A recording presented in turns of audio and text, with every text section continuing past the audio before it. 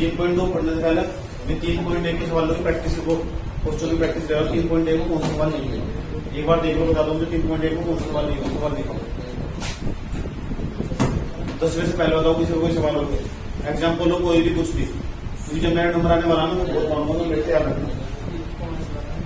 Example number 5 का एक बच्चा पूछ रहा है। एग्जाम्पल नंबर 5 देख लो बेटे, एनसीईआरटी का एग्जाम्पल नंबर 5 यहाँ से देख लेना। एग्जाम्पल नंबर 5 का लिखा हुआ इतना आसान सवाल है। ये लिखा हुआ देखो 2a प्लस b, उसके बाद लिखा हुआ a माइनस 2b, लिखा हुआ 5c माइनस d, लिखा हुआ 4c प्लस के 3d, ब्रैकेट क्लोज बराबर लगेगा। लिखा हुआ साइड में 4 माइनस 3, उसके बाद लिखा हुआ 11 24, ये लिखा हुआ। और सवाल के लास्ट में एग्जाम्पल नंबर 5 में सवाल के लास्ट में लिखा हुआ ए का मान निकालना, बी का, सी का और डी का मान निकालना। इन सबके मान निकालने देखो कितना आसान सवाल है, किसी के बच्चे का नंबर लग सको है। समझ देखो पहले वाला मैंने कल उसी बताया था बेटे, जाते जाते मैंने कहा था इसका भी देखो क्रम 2/2, इसका क्रम देखो, अभी इस वाले अवयव क्रम देखो, इसका ऑर्डर देखो, देखो कितने की मैट्रिक्स है, 2 गुना 2 क्रम की मैट्रिक्स। इसका भी ऑर्डर देखो कितना, 2 गुना कितना 2 क्रम। जब कभी भी दो अवयव क्रम समान हो, ऑर्डर समान हो, तो पहले वाला अवयव पहले वाले के बराबर हो, दूसरे वाला दूसरे के बराबर हो और तीसरे वाला तीसरे के, चौथे वाला चौथे के। आओ तुलना कर बराबर रख देते हैं, यहाँ लिखते तुलना कर देते, तुलना कंपेयरिंग, तुलना करने पर कंपेयरिंग। आगे कंपेयरिंग कैसे करते हैं देख लो, 2a और प्लस की कितना लिखा हुआ b बराबर कितना लिख देंगे 4। इसे मान लेंगे समीकरण समीकरण इक्वेशन फर्स्ट, पहले वाले को दूसरे वाले के बराबर a माइनस के 2b बराबर कितना माइनस के 3, समीकरण 2, कोई प्रॉब्लम। उसके बाद तीसरे वाले के बराबर 5c माइनस d बराबर 11, समीकरण 3। चौथे वाले चौथे बराबर 4c माइनस प्लस 3d बराबर 24, समीकरण। कोई दिक्कत यहाँ किसी बच्चों, पहले वाला पहले के बराबर, दूसरे वाला दूसरे के बराबर, तीसरे वाला तीसरे के बराबर, चौथे वाला चौथे के बराबर। ऐसा करते हम ये 2 समीकरण नहीं है। इन दोनों समीकरणों को जब आप हल करोगे विलोपन विधि तक एलिमिनेशन मेथड से सोल्व करोगे, सोल्व करने के बाद यहाँ से ए और बी का मान निकलने वाला। जिन दोनों हल करोगे विलोपन विधि से ए सी और डी का मान निकलने वाला। तो ए का और बी का, सी का डी का और निकालते हैं। तो राशि से मैंने 2 समीकरण हल करते हैं, कैसे हल करते हैं और वहां से डी का मान कैसे निकालते हैं।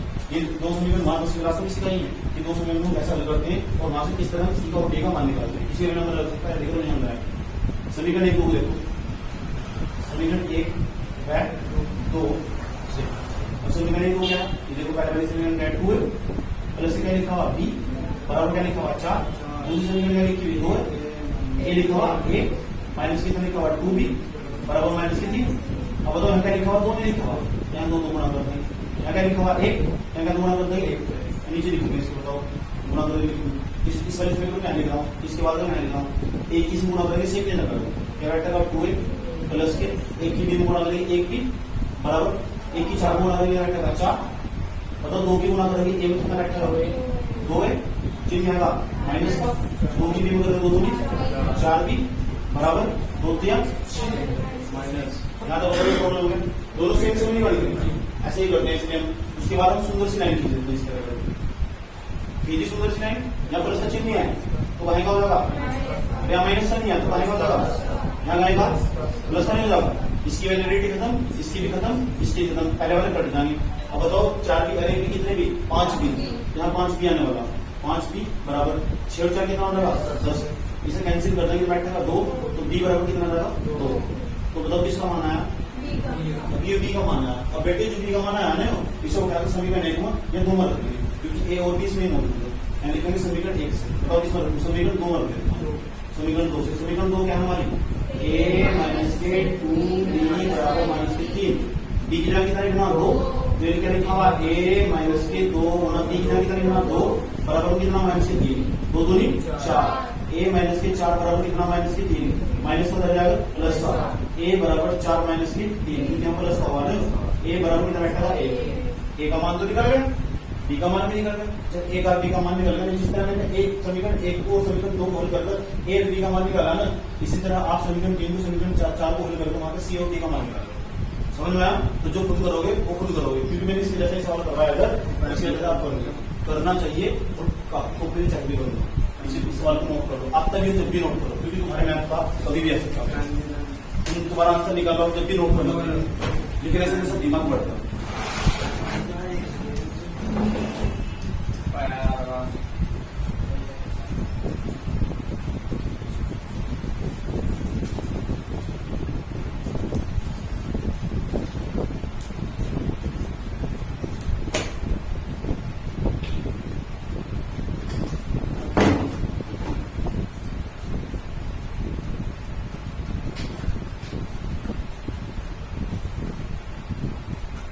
जल्दी नोट करो फटाफट।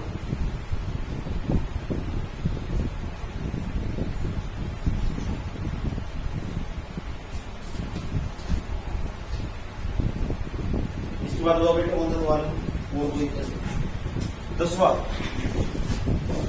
किसी बच्चे का कोई और सवाल हो तो पूछ सकता भाई, फिर मत कहना इस सवाल नहीं हुआ गया, क्योंकि मैं कल सवाल चेक करने वाला हूँ 3.1 कल, फिर कॉपी में चेक करूंगा। दिखाओ 3.1 का फिर कॉपी में काम हुआ सवाल, सब बच्चा फिर कॉपी लेकर आना। जितना जितना भी पढ़ाया जाएगा ना, इधर चैप्टर समाप्त होता रहेगा, उतना ही फिर कॉपी में चेक होगा।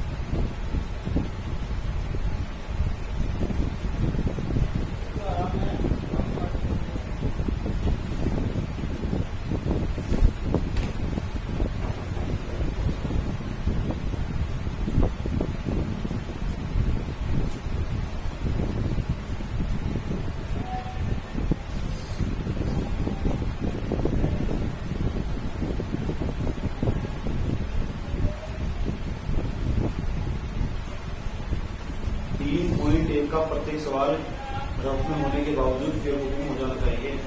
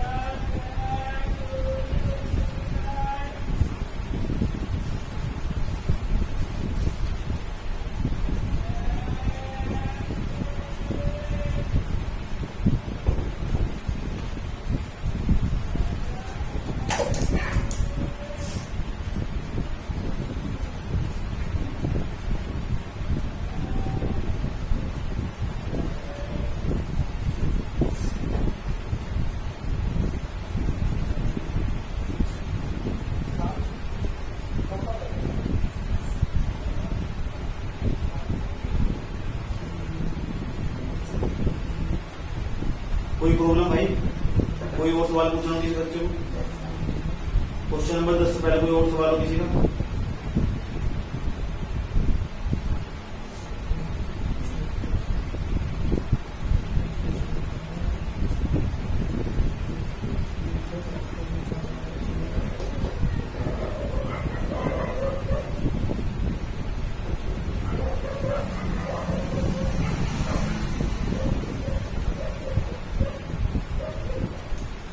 और बताओ कोई सवाल पूछना है?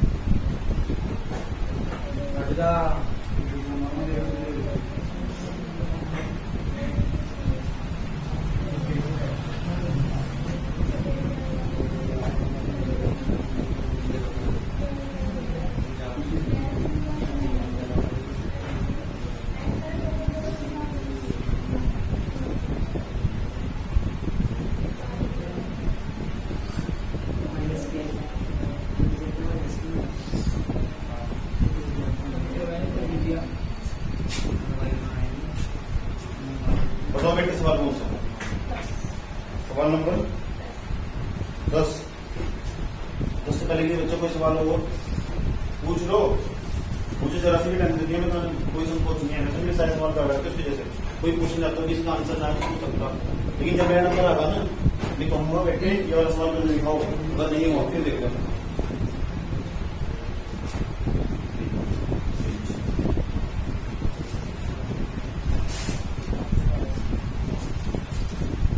एग्जाम्पल नंबर 5 के बाद आपकी कोई फरमाइश नहीं है, किसी बच्चे को फरमाइश नहीं सवाल नहीं।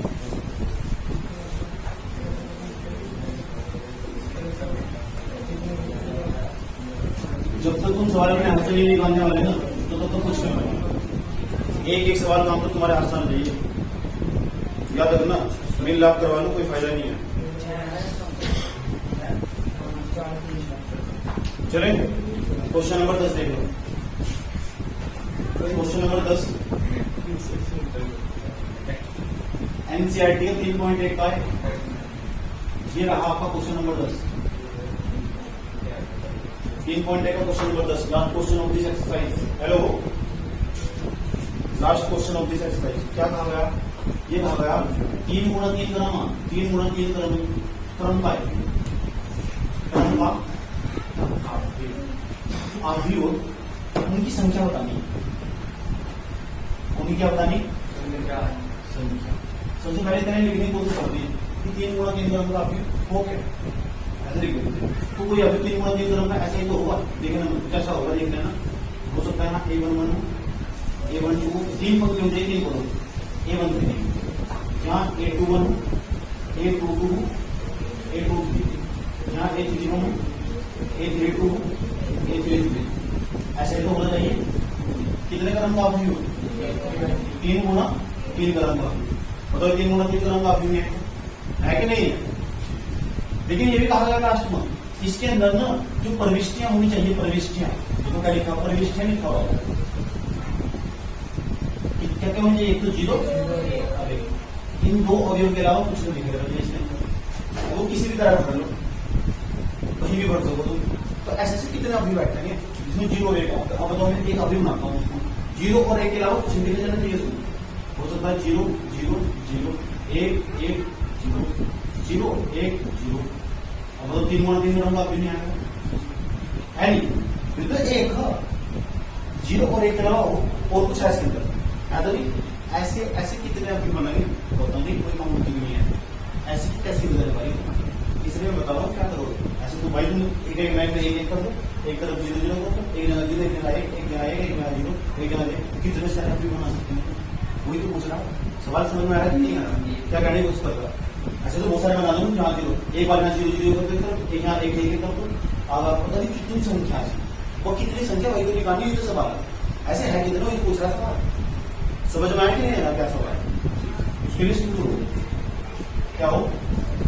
सूत्र। और सूत्र हमारा 2 की पावर है, क्योंकि 2 ही अवयव यूज कर रहा है। अगर 3 अवयव होते हैं ना, 3 प्रविष्टि होती है, सूत्र होता 3 की पावर है। अगर है 4 प्रविष्टि यूज करता 4 की पावर है। अब ये n क्या है? जहां जहां n बराबर आव्यूह का क्रम, आव्यूह का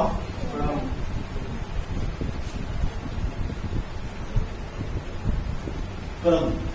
अब बताओ 3 की 3 गुणा करो, ये तो अवयव क्रम 3 गुणा 3 से कितना बैठेगा? तो n का मान करोगे 2 पावर 9 रखेंगे, तो बताओ 2 पावर 9 कितना बैठेगा? 2 पावर 9 कर करेंगे, इसका मतलब 2 गुणा 9 मार करनी। 2 गुणा कितनी बार करनी? 2 गुणा कितनी बार करनी? 2 दूनी 4 4 दूनी 8 8 दूनी 16 16 दूनी 32 32 दूनी 64 16 दूनी 127 27 दूनी 256 256 700। आंसर कितना है? 500। चेक करो तो 500 आ रहा है।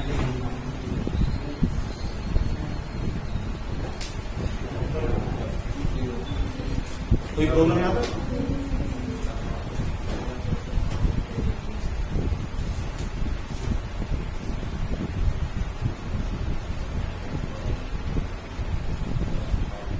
और बताओ 3.1 का कोई सा सवाल हो तो।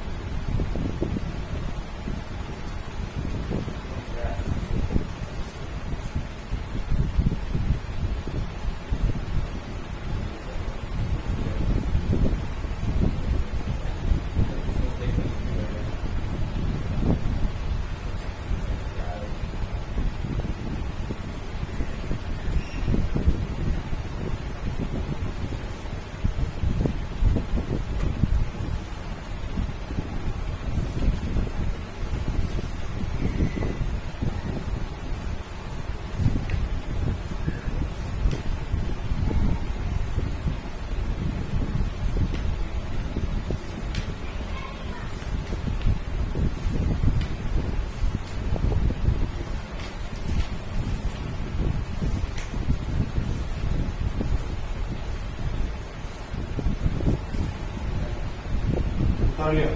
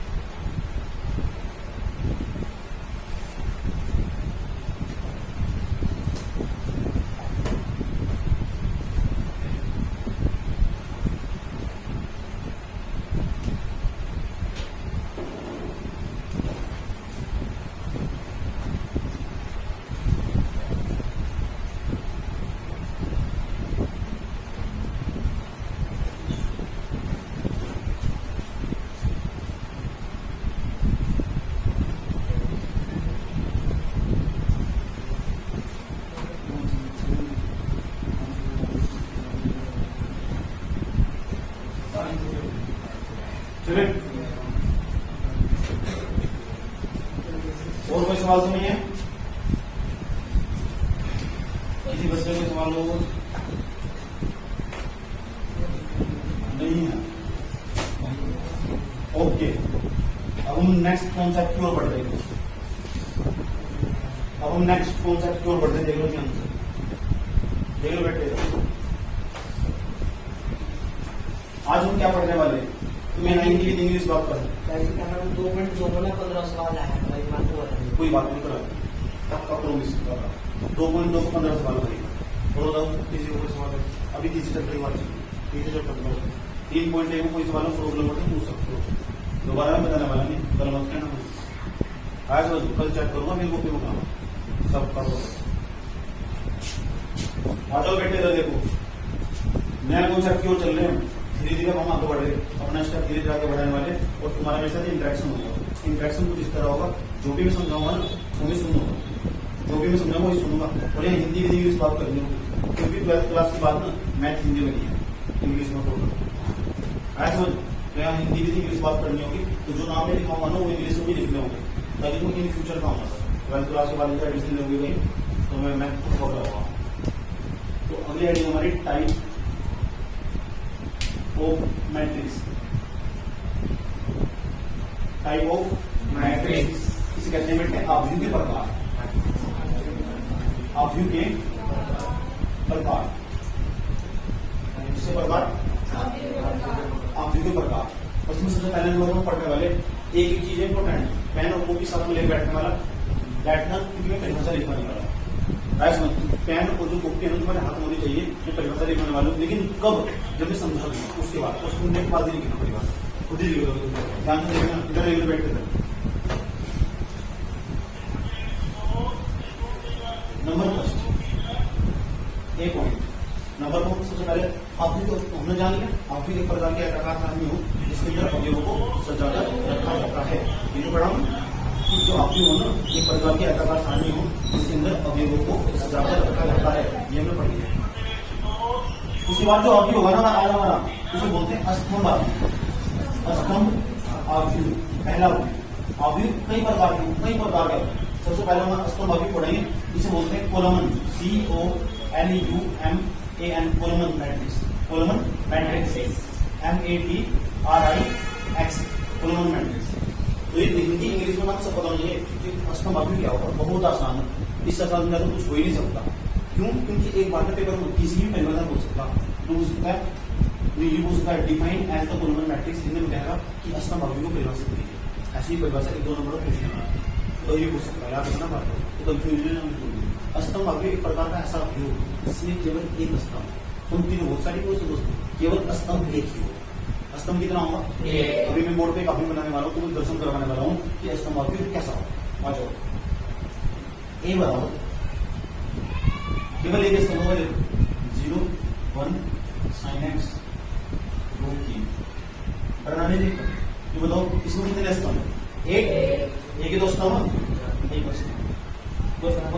पहले पंक्ति लिखनी पड़ा 1 2 3 4, पहले पंक्ति लिखनी पड़ेगी 4 गुणा 1। मतलब मैं हमेशा एक आदर नहीं, तो जहाँ लास्ट में एक अवन समझा रहा हूँ स्तंभ अवयव, एक ऐसा अवयव, परिभाषा सुन लो, अभी सुनने वालों, एक ऐसा अवयव जिसमें स्तंभों की संख्या केवल एक है, जिसमें स्तंभों की संख्या केवल एक है। पंक्ति कितनी हो सकता है? 1 2 3 4 5 6 7 8 कितनी हो सकता है, लेकिन स्तंभ कितने होंगे?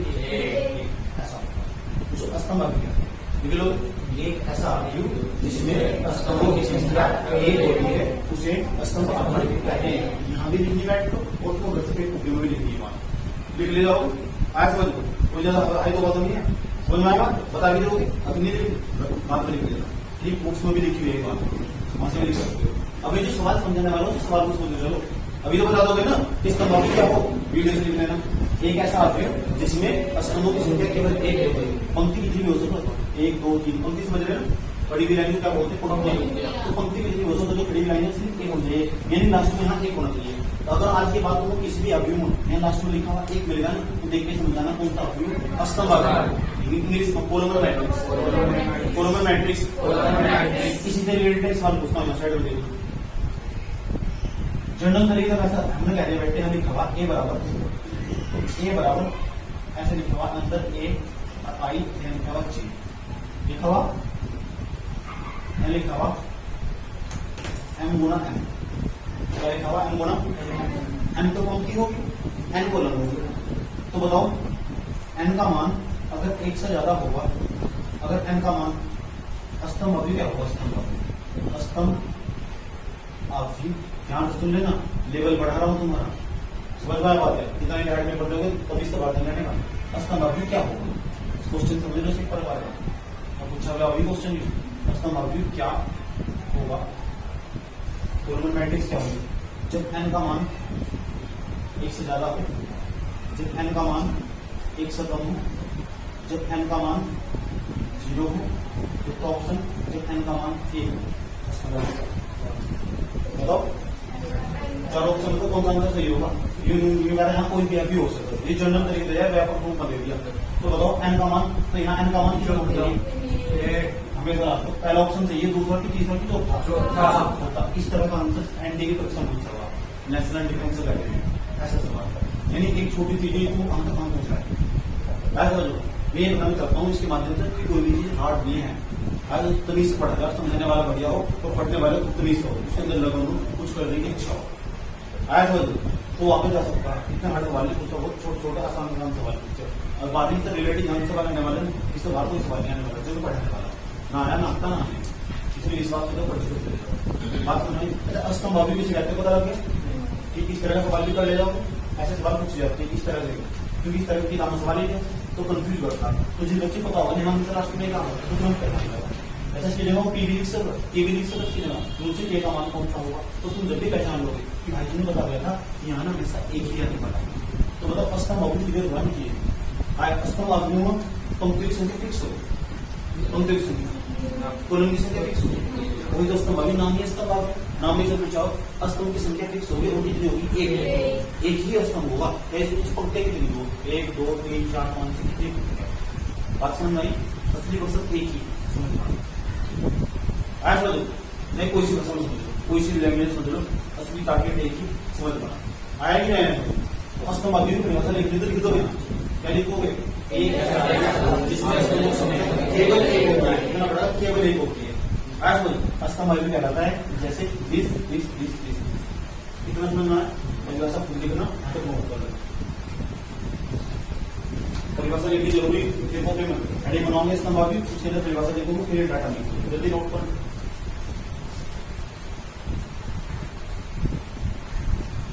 और सुनना भी तो बताओ बेटे स्तंभ अभी किससे लगती है?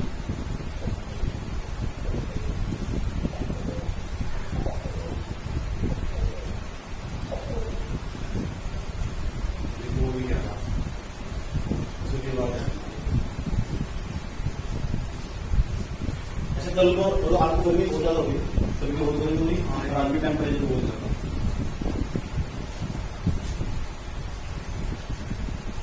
चार जुलाई को पृथ्वी ना सूर्य के सबसे आसपास हो, उसी स्थिति को अपसोर कहते हैं। उपसोर की स्थिति बोलते हैं। ये पृथ्वी सूर्य के बहुत पास हो तो वहां की गर्मी ज्यादा पड़ती है। 4 जुलाई के दिन और 3 दिनों में बहुत दूर चली जाती, इसलिए वहां ठंड होती है। उसी स्थिति को अपसोर कहते हैं।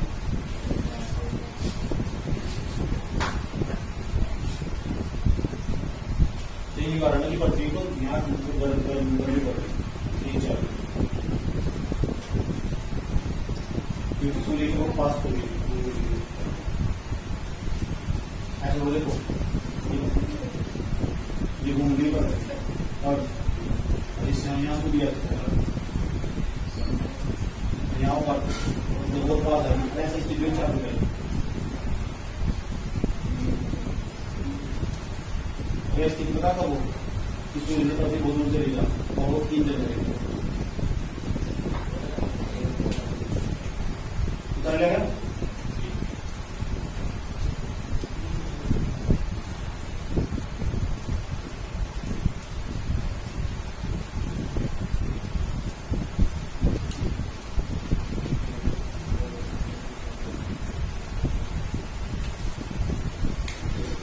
नेक्स्ट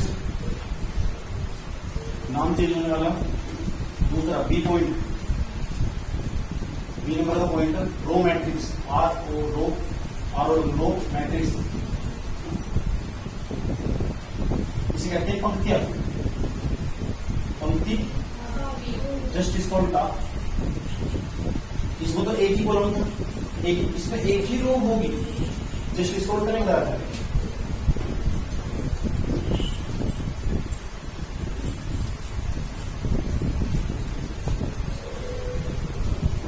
देख लो, देखो भाई एक ऐसा व्यू हो, पंक्ति एक ऐसा व्यू सुनने वालों, एक ऐसा व्यू हो जिसके अंदर केवल एक ही पंक्ति हो। तो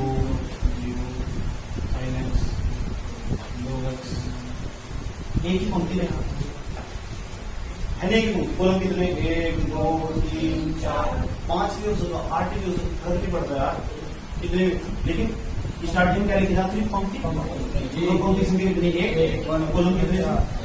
4, 1 गुणा 4 करने का, लेकिन यहाँ हमसे एक ही आगा, तो इसका भी सवाल बना सकते हो। ऐसा सवाल बनाओगा, ऐसा सवाल बनागा, ए बराबर हो ब्रैकेट लगाया, ए यानी आई जे या लिखा हुआ एम, क्या लिखा हुआ एन, 4 वर्ड समझ दिए गलत। एक पंक्ति आव्यू उसका सवाल ऐसे बनागा, जो एम का मान होगा, एम का मान ज्यादा होगा x, एम का मान 0 के बराबर होगा, एम का मान कम होगा किस x, या एम का मान 1 ही होगा, तो कौन सा ऑप्शन सही होगा? चौथा ऑप्शन सही होगा, क्योंकि यहाँ हमेशा एक ही आना चाहिए। जब यहाँ एक आगा ना तो तभी हमारा पंक्ति आव्यू बनने वाला। रो मैट्रिक्स लिखोगे कैसे परिभाषा इसकी, कैसे लिखोगे? किताबों में लिखी कैसे लिख सकते हो, अपनी भाषा में लिख सकते हो। एक ऐसा सारी परिभाषा एक स्टार्ट करनी जिसके अंदर केवल एक पंक्ति है, एक ऐसा आव्यू जिसके अंदर केवल एक पंक्ति होती है, उसे पंक्ति आव्यू या रो मैट्रिक्स कहते हैं। इंग्लिश में नाम पता होना चाहिए, इंग्लिश में आपको नाम पता होना चाहिए। रो मैट्रिक्स एक ऐसा आव्यू जिसमें केवल एक पंक्ति होती है, केवल एक पंक्ति होती है, उसे रो मैट्रिक्स उसे रो मैट्रिक्स कहते हैं। कहते हैं। पंक्तियां लिख लोगे, लिख लेना, ये भी नोट करना। रो मैट्रिक्स बैठते समझ में जाकर रो मैट्रिक्स ही बोल लोगे, अगर जल्दी सवाल नहीं होगा। अच्छा समझ में आ रहा नहीं आ रहा चैप्टर भाई? आज आ रहा आसान।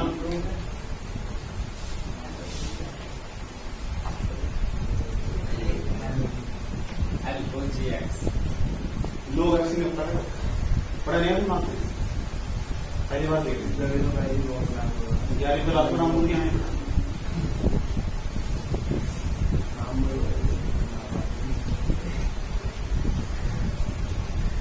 क्या भाई जी? इसका नाम है लोग लघु गुणक बोलते हैं, लघु गुणक। इसे लघु करवाने वाला हूँ, अंत नहीं हो पाएगा।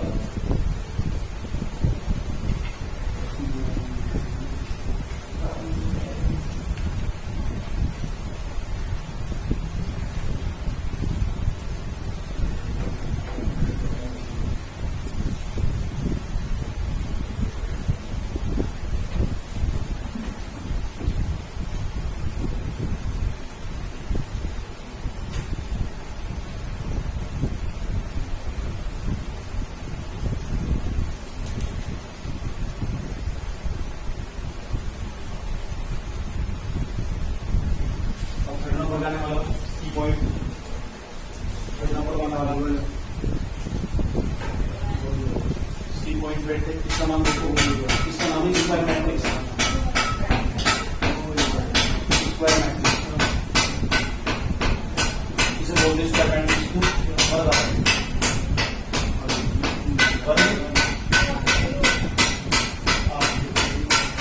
ये हमारा देख लो, बता दो जी जरा दो, आप ध्यान से सुनना, सुनूंगा बताओ स्क्वायर मैट्रिक्स क्या है। इसका तो सवाल भी आओगे बताना दूर संचार की बात है, तो मुझे उस सवाल करने वाला हूँ, सेम सवाल एक ऐसा भी होते देखो 4 0 2 5 एडिट 1 एडिट हवा 2 गुना 2 एडिट हवा a बराबर, ध्यान दीजिएगा a बराबर, अच्छा लिखा हुआ 0 1 1 1 1 n 0 5 x ऐसे लिखा हुआ। इसे करना बताओ, a गुना 3 तरफ दूसरा कितने का इसी पंक्ति में तो जितनी रो होगी इतने कॉलम, जितनी रो हो ना इतने कॉलम। पंक्ति और जो स्तंभ उनकी संख्या बराबर। एक ऐसा व्यू जिसमें पंक्ति और स्तंभ की संख्या बराबर हो, उसे वर्गाकृति कहते हैं। याद रही बात, एक ऐसा व्यू जिसमें पंक्ति और स्तंभ की संख्या बराबर हो, उसे वर्गाकृति कहते हैं। स्क्वायर मैट्रिक्स बोलो, देखो एक ऐसा व्यू जिसमें पंक्ति और स्तंभ या रो और कॉलम की संख्या बराबर हो, उसे स्क्वायर मैट्रिक्स या वर्गाकृति कहते हैं। ले जाओगे, बता भी दो, एक बात मुझे बता दो, बता बेटे मैंने क्या बताया, स्क्वायर मैट्रिक्स क्या होता है? स्तंभ, पंक्ति और स्तंभ की संख्याएं बराबर हो, उसे वर्गाकृति या स्क्वायर मैट्रिक्स कहते हैं। कोई प्रॉब्लम नहीं बच्चे यहाँ तक? बताओ 3x3 भी हो सकता है, 4x4 की भी हो सकता है। जब बीटेक में चले जाओगे वहां 4x4 की मैट्रिक्स आओगे, आया समझ, बेस में चले जाओगे तो यहाँ 12th क्लास में 3x3 की मैट्रिक्स को पढ़ लिया, आया समझ 12th क्लास में। तो स्क्वायर मैट्रिक्स जिसे हम वर्गाकृति कहते हैं, या 2x2 की होगी, 3x3 की होगी, 4x4 की, 5x5 की मैट्रिक्स होगी, जैसे क्लास में लेवल पढ़े कहलाता वर्गाकृति। हमेशा स्क्वायर मैट्रिक्स से बोलो, स्क्वायर मैट्रिक्स। तो पता लगे स्क्वायर मैट्रिक्स क्या हो, कोई तुमसे पूछने स्क्वायर मैट्रिक्स क्या हो, उसमें रो और जो कॉलम होना हमेशा बराबर। इतनी बात अलग हो तब भी काम नहीं करता, परिभाषा कभी पूछा जाता वर्गाकृति, और बहुत फेमस है पॉपुलर तरह सवाल पूछता। सवाल क्या पूछता, इस टॉपिक का रिलेटेड क्या सवाल ऐसे लिखा हुआ ए बराबर ए आई जे, लिखा हुआ एम गुना एन, एक वर्गाव्यूह, एक वर्गाव्यूह है। ये क्वेश्चन पहला ऑप्शन एन का मान ज्यादा होगा आंसर, दूसरा ऑप्शन एन का मान ज्यादा होगा आंसर, तीसरा ऑप्शन एन बराबर होगा एन के, चौथा option M minus two. Answer क्या होगा? तुम्हें कैसे पता लगा? वीडियो से बराबर होना चाहिए वर्गाव्यूह। सेम सवाल आया कि बच्चे के पेपर लेंगे कि जैसे पिछले सप्ताह संडे में पेपर होगा दूरसंचार विभाग का उत्तराखंड के वो दूरसंचार विभाग के अंदर 12th क्लास का मैं तो फिजिक्स पूछ सकता था। तो बच्चे जहाँ का पढ़ा हुआ ना उसकी 60+ क्वेश्चन से जा रहे हैं, यानी यहाँ का 12th क्लास पढ़ेगा ना उस नौकरी लेने की होती है बात मात्र फिजिक्स और मैथ पढ़ रहा है। फिजिक्स और मैथ पढ़ेगा ना उसका ज्यादा सवाल करना तो नया देखो कोचिंग का मानना इस तरह का सवाल से ही सवाल पूछा आज जो कॉपी बना रखी है फिजिक्स केमिस्ट्री मैथ उसको कभी कुछ बात नहीं करेगा। यानी नौकरी की तैयारी करने की होती है, अगली योगी तक इससे पढ़ा था तब भी नौकरी है और जहाँ नौकरी है बड़ी छोकरी आए नोट कर लो छोकरा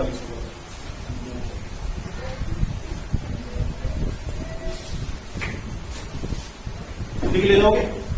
एक ऐसा अवयव जिससे पंक्ति और स्तंभ की संख्याएं बराबर हो उसे वर्गाव्यूह कहते हैं।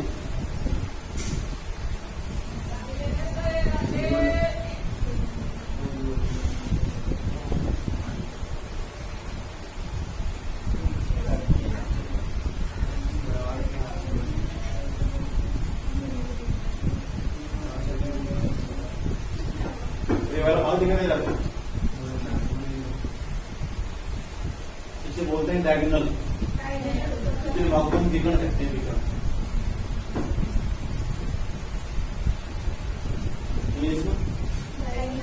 डायगोनल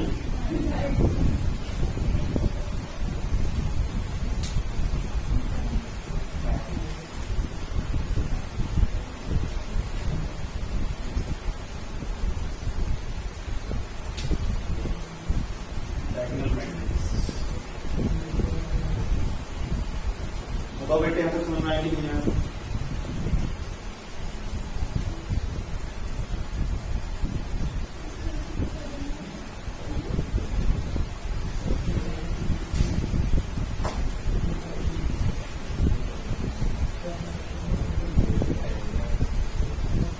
नेक्स्ट चले चले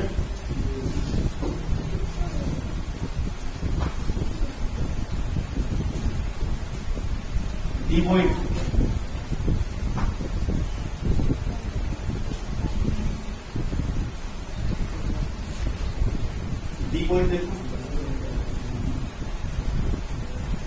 देखो डी पॉइंट कौन सुनने वाले डायगोनल मैट्रिक्स। डायगोनल मैट्रिक्स इसे बोलते हैं विकर्ण अवयव। विकर्ण अवयव ये विकर्ण अवयव क्या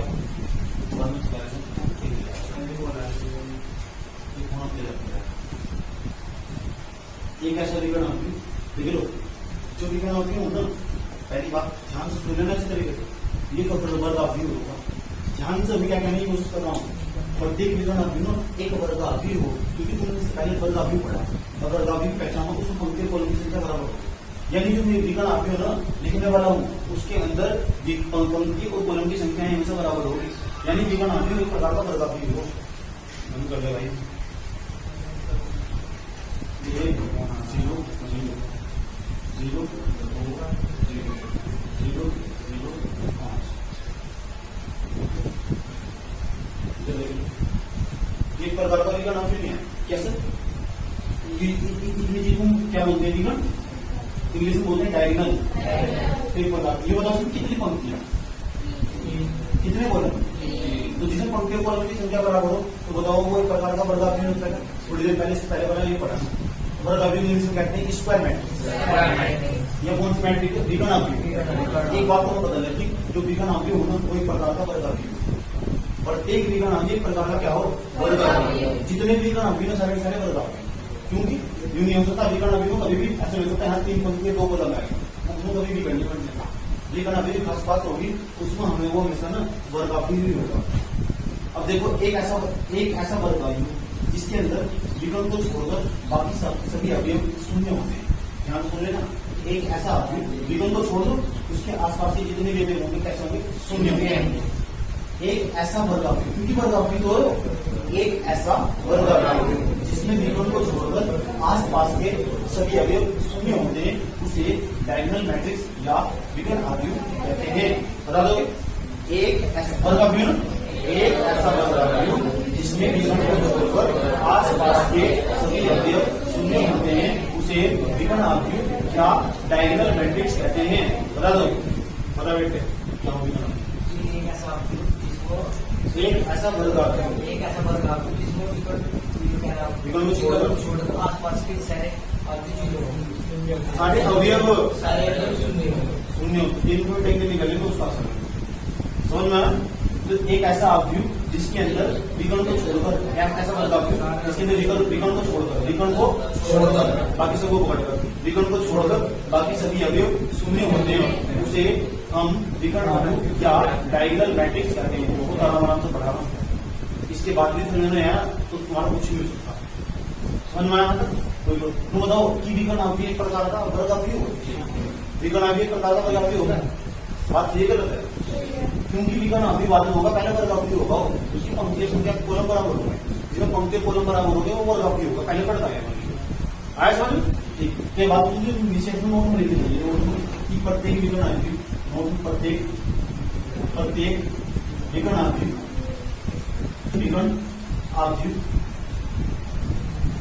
एक वर्ग अवयव होता है। तो दिक्कत से क्या नोट होगा।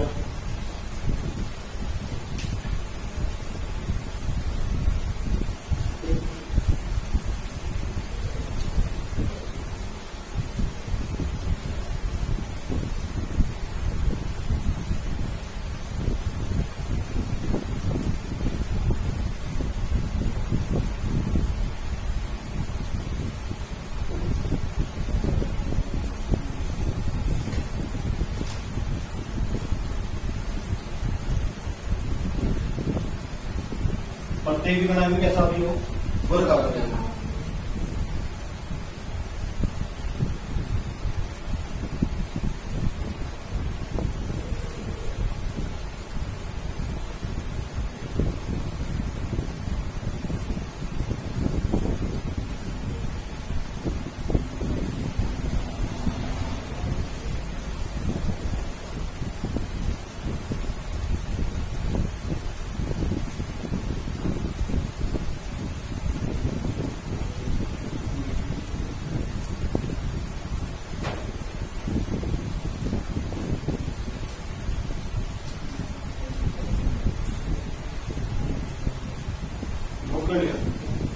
नेक्स्ट उसके बाद बैठते हैं स्केलर मैट्रिक्स।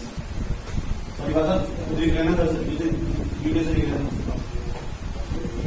या बुक से भी लिख सकते हो, तो बुकों से लिखा हुआ समझ गए। 4 हो गए 5 हो गए, 4 A B C D E number का पॉइंट देखो बेटे, इसका नाम है स्केलर मैट्रिक्स। स्केलर मैट्रिक्स कहते हैं अदिश अवयव, अदिश अवयव। देखो इधर ध्यान दो सब बच्चे कि अदिश अवयव क्या हो, एक प्रकार का ऐसा अवयव हो, ध्यान से ऐसा अवयव ध्यान से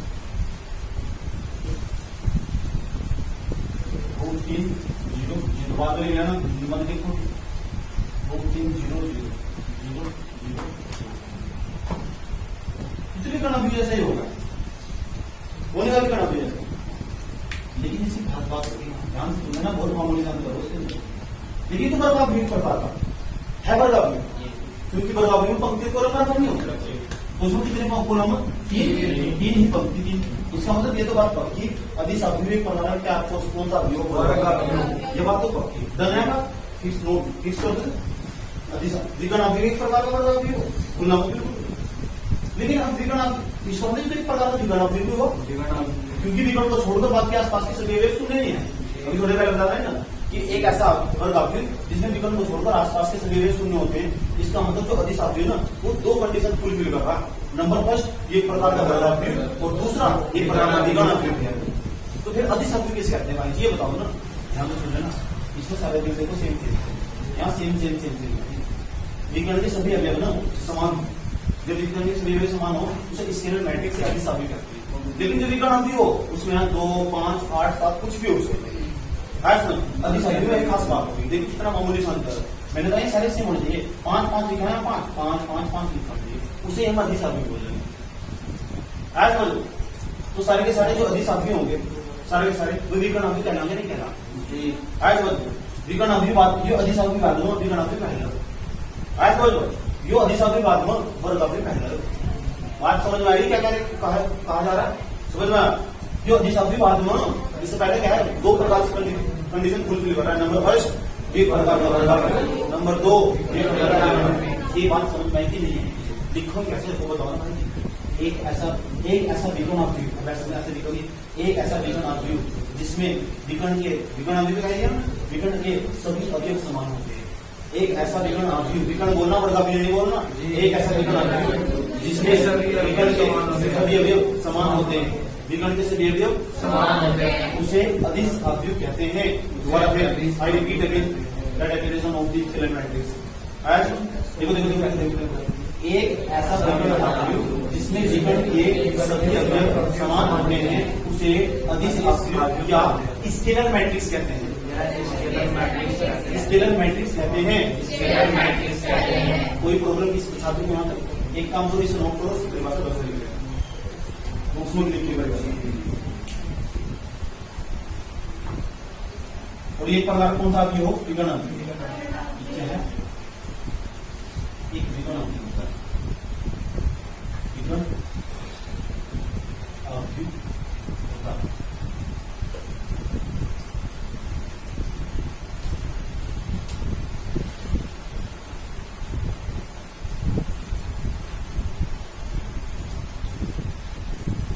ये बात है।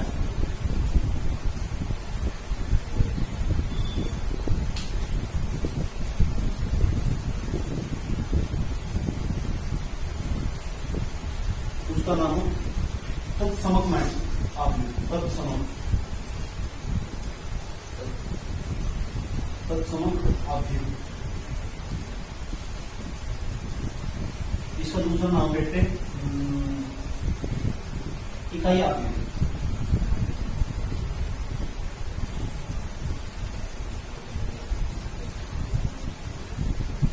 आइडेंटिटी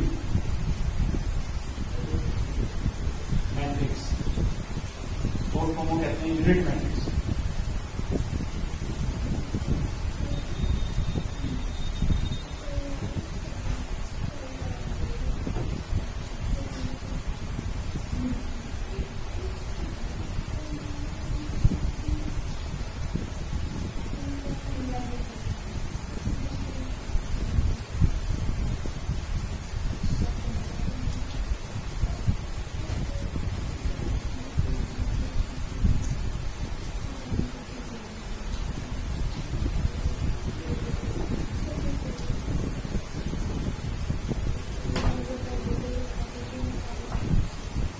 चले देख रहे हो, तत्समक आव्यूह या इकाई आव्यूह किसे कहते हैं? बुक्स में क्या लिखा हुआ, इकाई आव्यूह देख लो, इंग्लिश में कहते हैं यूनिट मैट्रिक्स, इकाई आव्यूह।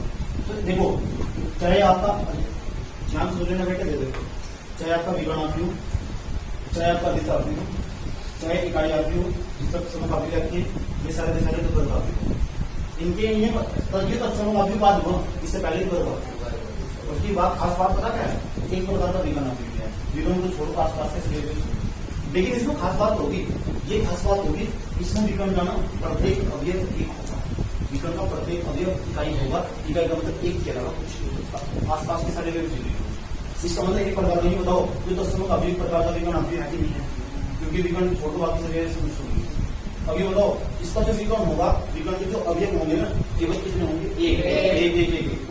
ये 2x2 की यूनिट मैट्रिक्स है या 3x3 की यूनिट मैट्रिक्स है। यूनिट मैट्रिक्स इंग्लिश में ना और सब बच्चे हिंदी वाले की यूनिट मैट्रिक्स बोल रहे हैं। ये भी कहते हैं, मैं पूछता हूँ बेटे बताओ 2x2 की यूनिट मैट्रिक्स क्या होगी, मैं कहूँ गुरुजी 1 0 और 0। मैं पूछता हूँ बेटे बताओ 3x3 की यूनिट मैट्रिक्स क्या होगी जी 1 0 0, उसके बाद 0 1 0 और 0 0 1। ये 3x3 की यूनिट मैट्रिक्स ऐसे लिख देता हूँ। 4x4 की कोई जरूरत पड़ती है। इसे इंग्लिश में क्या बोलते हैं, यूनिट मैट्रिक्स। हिंदी में कहते हैं इकाई आव्यूह।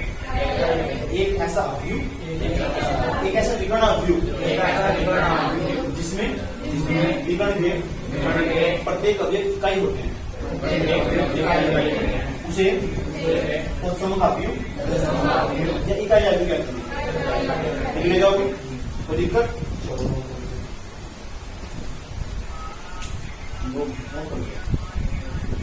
ये नोट कर लीजिए।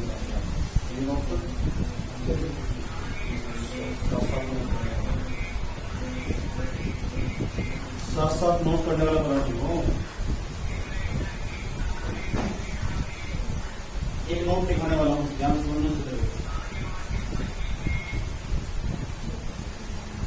स्पेशल नोट है ऐसा है, स्पेशल नोट ऐसा मतलब स्पेशल नोट थी बराबर की जो कैसे निकालने के लिए ऐसा मतलब स्पेशल नोट।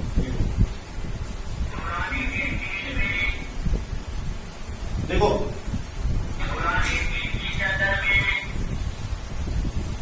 चाहे आपका विकर्ण आव्यूह कौन सा आव्यूह लिखना बाद में पहले समझ लो। चाहे आपका अभिसा आव्यूह है नहीं, चाहे आपका इकाई आव्यूह इकाई आई सभी ये सभी वर्ग आव्यूह होते हैं। बताओ तरीके वर्ग आव्यूह ये लाइन नोट कर दी, ये बात को पता चलने देता है।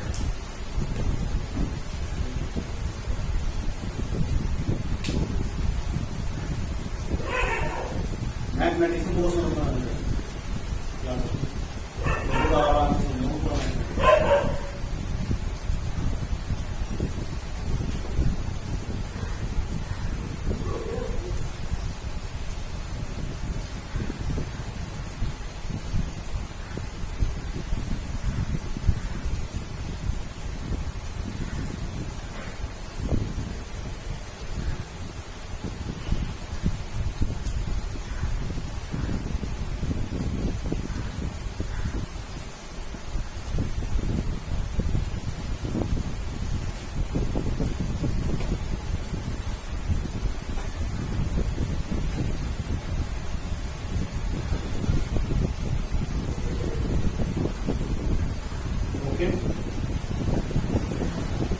लास्ट आज का लास्ट आव्यूह ये तुम्हारी काम एनसीईआरटी में लिखा हुआ।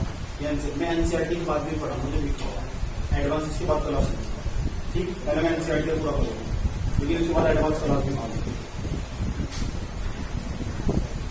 ताकि तुम दोबारा पता आप भी पढ़ना ही नहीं। लास्ट आज का ठीक 9 बजे होगी, लिख ले जाओगे, डेफिनेशन ले लोगे मेरे का इनका सबका परिभाषा से चाहिए, कॉपी पे लिखा होना चाहिए, फिर कॉपी में तुम्हारे पास। Without notes you are not prepare the 12th class. Next hello की तक हो गई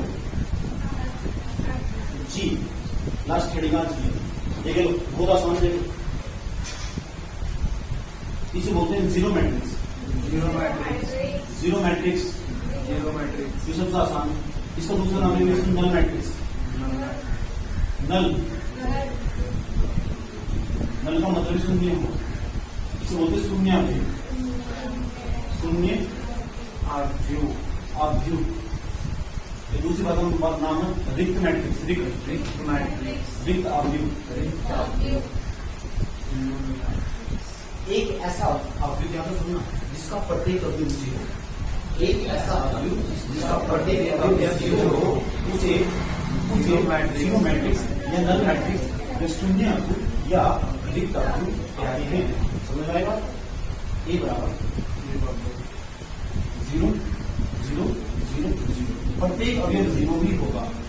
ए बराबर देखो 0 0 0 0 0 0 0 0 वही कर आता है 3/3 की मैट्रिक्स तो 2/2 की मैट्रिक्स इसलिए कभी कभी हम ए बराबर 0 या फिर ए बराबर 0 लिख सकते हैं। इसका मतलब समझ जाना सारा का सारा टूल आप भी शून्य या दिखता जीरो मैट्रिक्स बात समझ नहीं। आज मैं अपनी क्लास यही होता हूँ। कल हम इसके बाद कहानी आपको बढ़ाने वाले कल हम 3.2 पढ़ने वाले 3.1 का पढ़ना था आया कल हम 6 2 स्टार्ट करने वाले। छात्रों को यहाँ पे कोई प्रॉब्लम ठीक